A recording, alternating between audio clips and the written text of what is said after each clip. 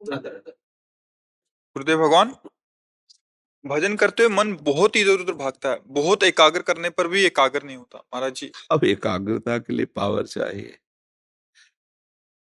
अभ्यास का और ब्रह्मचर्य का भी। देखो, मन, प्राण और वीर, ये तीनों का एक तारतम्य है। एक कंट्रोल में हो जाए तो ये दोनों कंट्रोल में हो जाएंगे।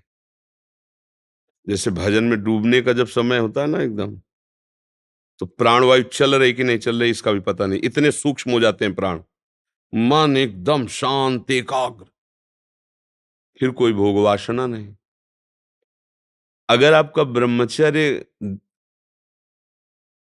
हीन जीवन है किसी भी क्रियाओं से, तो आपके प्राण स्थूल हो, मोटी सांस, लंबी सांस, प्राण अधिक खाना, मतलब अधिक वासना, और मन गंदा और चंचल होगा। तीनों का एक जोड़ है। और आपका ब्रह्मचर्य ठीक है, स्वाभाविक बिना प्रयास के आपका मन एक शीतल, एक गंभीर, एक शांत, जहां लगाना चाहो एकदम तुरंत लग जाएगा, विक्षेप नहीं। अभ्यास और ब्रह्मचर्य, प्राणों का संयमन, मन का एकाग्र होना, ब्रह्मचर्य ठीक रहना, इस तीनों का तारतम्य है। अगर ब्रह्मचर्य नहीं तो देखो अध्यात्म में चलना बड़ा मुश्किल हो जाएगा, क्योंकि उसके लिए पावर चाहिए ना। हम देखो, अभी आपको 10 दिन थोड़ा थोड़ा भोजन इतना केवल दिया जाए तो आपकी स्मृति गड़बड़ाने लगेगी, आपका क्रिया करने का उत्साह कोई भी है वो सब डाउन होने लगेगा। मतलब हर तरह आपको न्यूनता दिखाई देगी अंदर। मतलब ये सब सच्चिदानंद नहीं है, ये अन्न पानी से चलने वाले हैं।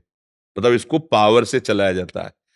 अभी आप 1 साल ब्रह्मचर्य रहिए, आप फिर देखिए आपके विचार कैसे होते हैं, आपको के शरीर में कैसी ऊर्जा होती है, आपका प्रतिज्ञा, आपके वचन, आपकी चेष्टा, आपकी क्रियाएं कितनी मतलब पवित्र और साफ स्वच्छ एकाग्र। अब हम लोगों ने ब्रह्मचर्य को एक मनोरंजन समझ लिया। अब कहे मन एकाग्र तो कैसे हो सकता है बताओ। चाहे जितनी बड़ी गाड़ी हो, मर्सिडीज हो, और डीजल पेट्रोल मत डालिए, तो धक्का ही लगा के चलाना पड़ेगा। अब अपने जीवन का डीजल पेट्रोल है ब्रह्मचर्य, अब उसको तो बर्बाद कर रहे हैं अपने लोग। तो फिर अब धक्का ही गाड़ी से धक्का से चले गए, उसमें कहाँ मनो निग्रह, इंद्रिय विजेता और अध्यात्म पर, ये सब बहुत दूर की बातें है। किसी को अध्यात्म में चलाने के लिए गुरुजनों ने, उपनिषदों में जो गुरुजन है वो महापुरुष जन, पहले 12 वर्ष ब्रह्मचर्य आश्रम की पवित्र नियमावली के अंतर्गत, फिर उनको ब्रह्म का उपदेश किया। 12 दिन तो ब्रह्मचर्य रहना मुश्किल पड़ रहा है।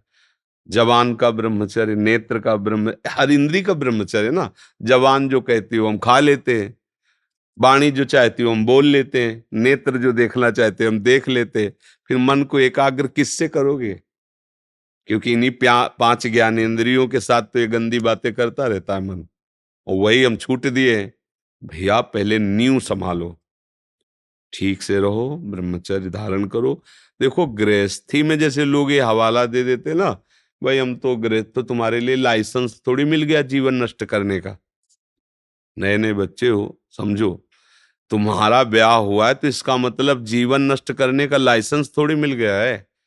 दोनों एक सहमति बनाओ, लंबे समय तक ब्रह्मचर्य रहो, और फिर गृहस्थ धर्म में उतरो, तो देखो वो ब्रह्मचर्य निष्फल नहीं जाएगा, तेजस्वी धर्मात्मा बलवान पुत्र पैदा होगा। अब जब आप लोग ब्रह्मचर्य का संग्रह ना करोगे कि हम तो गृहस्थ हैं, तो आप देखना जितनी बार आपका ब्रह्मचर्य क्षय होता जाएगा, ये बात लिख लो, उतने विचार आपके क्षीण होते चले जाएंगे। शारीरिक शक्ति और विचार शक्ति दोनों आपकी कमजोर होती चली जाएंगी, आप खुद अनुभव करना। जब ब्रह्मचर्य रह जाता है, शरीर भले रोग से ग्रसित हो, तो विचार शक्ति इतनी बलवान होती है कि शरीर शक्ति के हीन होने पर भी वो प्रसन्न रहता है। खास बात होती है विचार शक्ति, और वो तभी संचय होती है जब ब्रह्मचर्य होता है। ब्रह्मचर्य बहुत बड़ा वरदान है, ये लोग समझ नहीं रहे। सबसे प्रार्थना करते खिलवाड़ मत करो, सुख के नाम पे तुम्हें बर्बाद किया जा रहा है। ये मन तुम्हारा तुम्हें सुख का प्रलोभन देके तुमको नष्ट करके अपने अधीन कर रहा है। मनमानी आचरण बंद करो। गृहस्थों में भी आप पवित्र चरित्र पढ़ के देखो, संतानें हुई, 2-2 4-4 संतानें रही, पर बस संतानें भर के लिए तो तेजस्वी, सत्यवादी, धर्मात्मा ऐसे हुए। अब अपने लोगों के आचरण बताने की जरूरत क्या है, खुद आप देख लो। अब अध्यात्म में कैसे चलोगे तब बताओ, कैसे चलोगे? इन्हीं से तो अध्यात्म में चला जाता है, मन से, बुद्धि से, इंद्रियों से।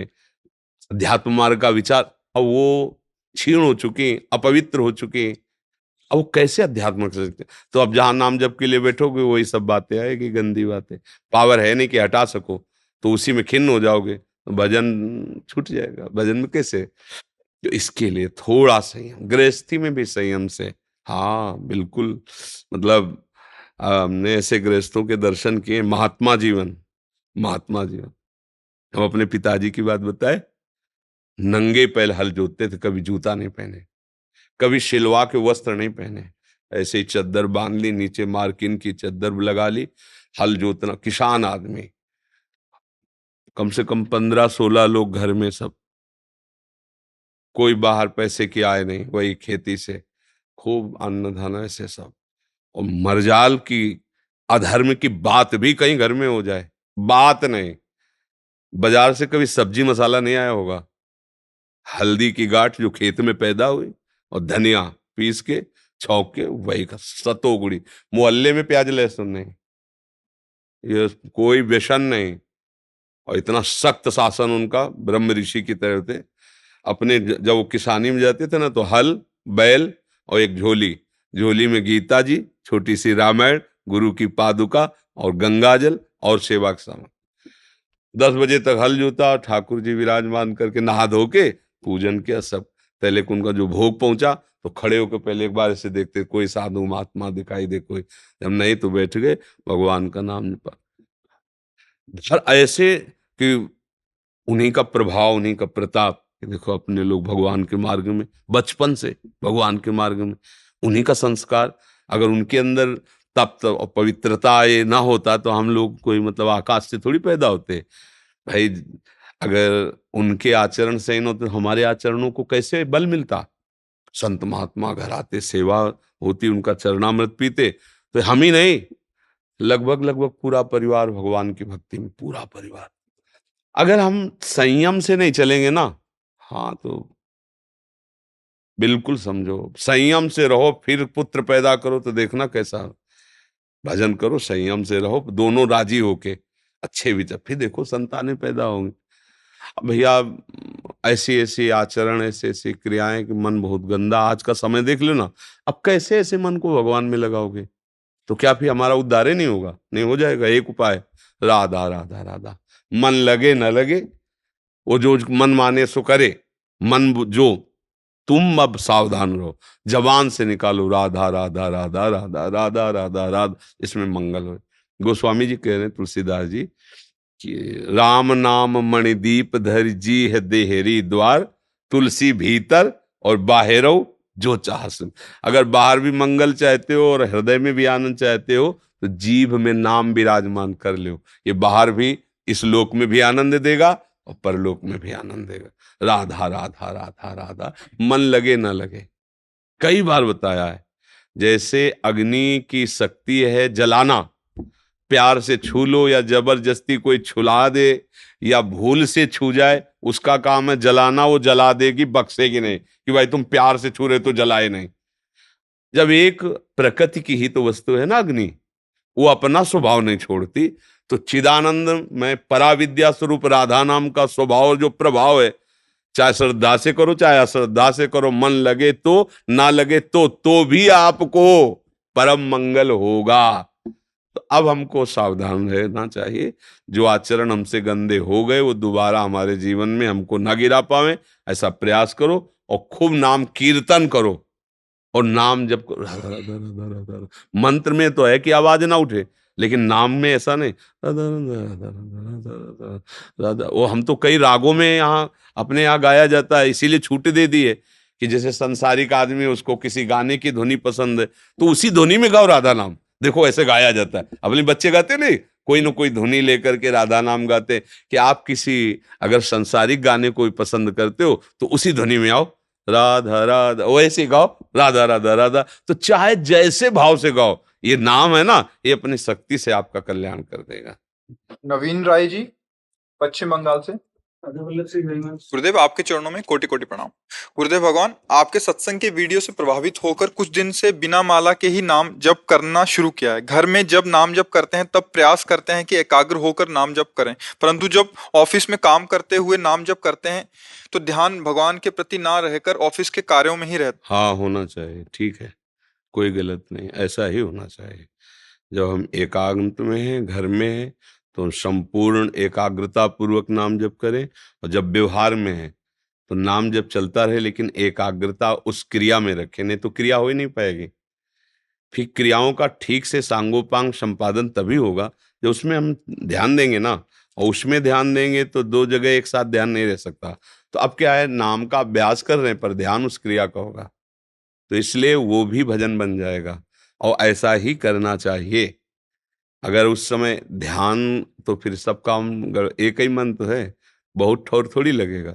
लिखना कुछ है, लिख कुछ दोगे, करना कुछ है, कर कुछ दोगे। तो फिर सन्यासी मार्ग बचता है कि आप एकांत नदी किनारे बैठकर भिक्षा मांगो, रात दिन भजन करो। पर व्यवहार में भी भजन करके भगवत प्राप्ति करनी, तो ये अच्छी बात है। एकांत मिले, समय है, भगवान का ध्यान करते हुए भजन कर रहे हैं। व्यवहार में है तो भजन करते हुए वो व्यवहार हम एकाग्रता पूर्वक कर रहे हैं, क्योंकि व्यवहार भी भगवान की सेवा हो जाएगी। बीच बीच में नाम स्मरण हो रहा है, और हम ऑफिस या किसानी या व्यापार जो भी कार्य, वो भगवान की सेवा हो जाएगी। बहुत अच्छा है, ऐसा ही करो।